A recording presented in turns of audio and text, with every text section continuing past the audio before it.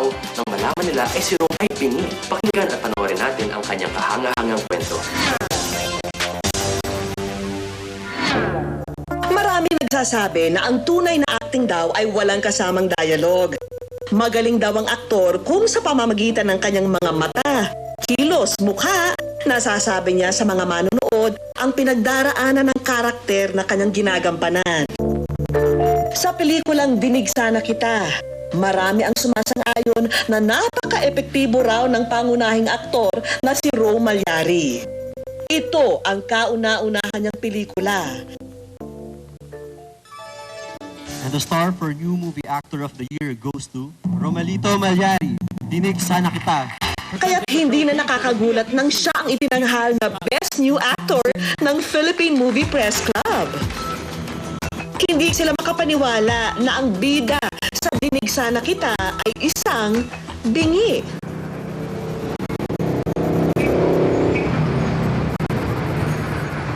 Sa aming panayam kay Rome, tinulungan kami ng matalik niyang kaibigan na si Jay Lardizabal para i-translate ang sign language. Para lang siyang ordinary na individual.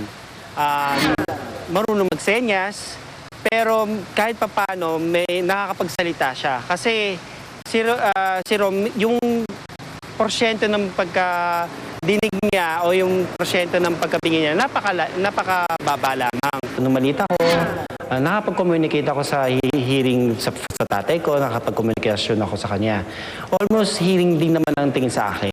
So, parang sinabi nga ni Direk na nung binigay sa akin, so it was an opportunity. So, binasa ko yun. So, interested rin naman ako doon. Pero papaano na nga ba makipagtrabaho sa isang aktor na hindi gaanong nakakarinig? Experienced theater actor na kasi si Rome. So, yung pagdating sa acting, hindi naman siya problemado.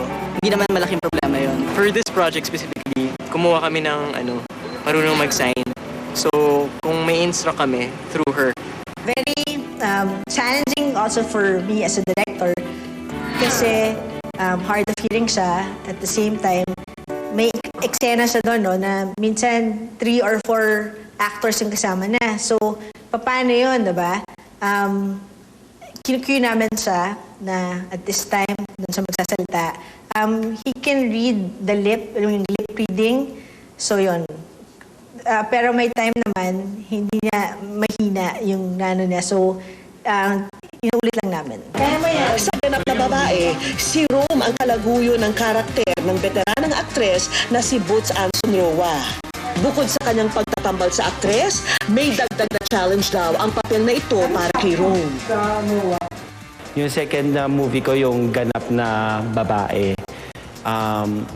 Actually, doon ay isang hearing na may boses.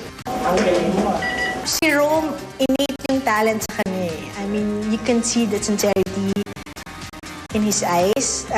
Yung mata niya ang galing umarte. Any emotion, sabihin mo sa kanya, kailangan heartbroken ka dito or kailangan in love ka, kaya na gawin. Kasi rin sa lalim ng experience na nangyari sa buhay niya. Pelikula raw ang totoong buhay ni Rome. Sanggol pa lang siya nang ipaampon siya ng kanyang mga magulang kay Amarlito Malyari. Nakausap namin ang tiyahin niyang si Aling Dorcas. Bata pa lang daw si Rome, napansin na nilang hindi ito gaanong nakakarinig. Hindi rin daw nila alam kung saan ito namanan ni Rome. Pinanganak siyang, inborn na niya. Napipis siya. Ay, nabingi. Oo. Wala ring alam si Rome kung bakit nga ba hindi siya makarinig. Actually, hindi ko talaga alam. Tinanong ko yung tatay ko kung bakit ako naging deaf. Nagkasakit ba ako? O, well, hindi na-explain sa akin mabuti yun.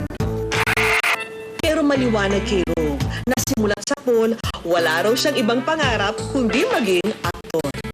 Oo, totoo. Sa totoo lang, ever since umulat ako. Sa totoo lang, hindi ko alam na deaf talaga ako sa sarili ko. So, alam ko lang hearing ako. Yun. So, innocente lang ako noon.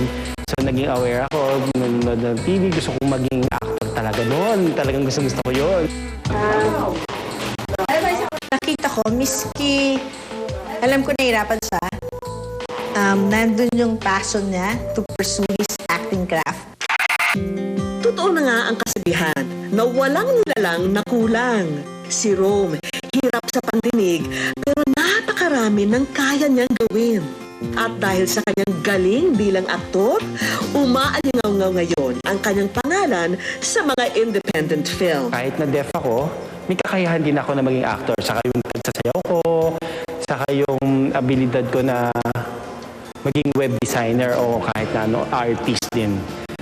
So, kailangan ipakita na sa mga tao na the deaf can, kaya din namin.